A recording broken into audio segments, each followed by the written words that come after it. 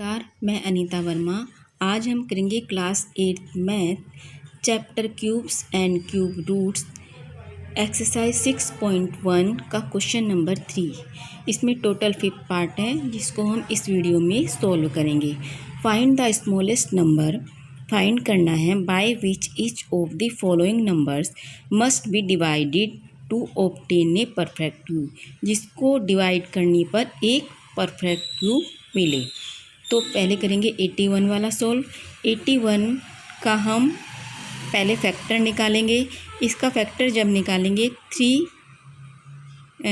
2 जा 6 और यहाँ पर बचा 2 और 2 3 7 जा 21। तो इसका फैक्टर 21 आया, फिर 3 को करा 9 आया, फिर 3 को करा 3 आया, फिर 1 आया। तो इस तरह इसमें पेयर बना है क्यूब्स का, एक 3 का पेयर बना है और एक 3 इसमें सिंगल रहा है। तो prime factor 3 does not appear in a group of 3।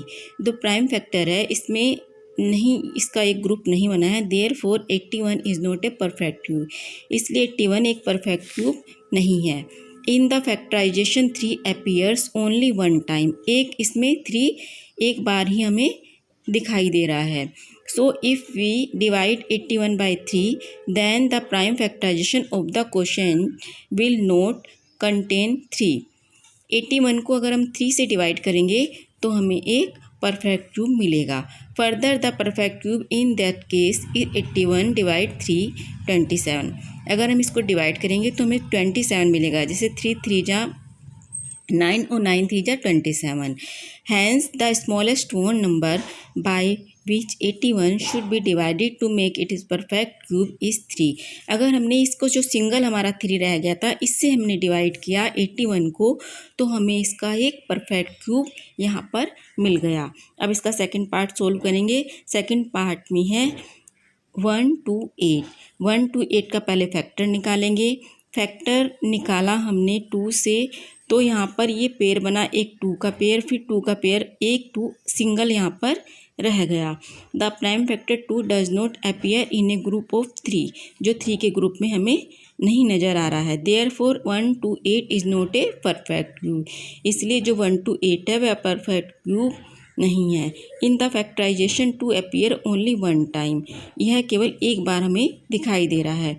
So if we divide 1 to 8 by 2 then the prime factorization of the quotient will not contain 2। अगर हम 1 to 1 को 2 से डिवाइड करेंगे तो हमें इसका एक परफेक्ट क्यूब मिल जाएगा। Further the perfect cube in that case is 1 to 8 divide to 64। हमने इसको डिवाइड किया तो हमें परफेक्ट क्यूब मिला। Hence the smallest whole number by which 1 to 8 should be divided to make it perfect cube is 2। अगर हम 2 से divide करते हैं तो ये परफेक्ट क्यूब बनाएगा। इसका सोल्व करेंगे। 3 पार्ट है। 1 3 5। 1 3 5 का अगर फैक्टर निकाला तो एक पेयर में 3 का बना और एक सिंगल रह गया, इसमें 5। The prime factor 5 does not appear in a group of 3। 3 के ग्रुप में यह नहीं दिख रहा है हमें। Therefore 1 3 5 is not a perfect cube. In the factorisation 5 appear only one time.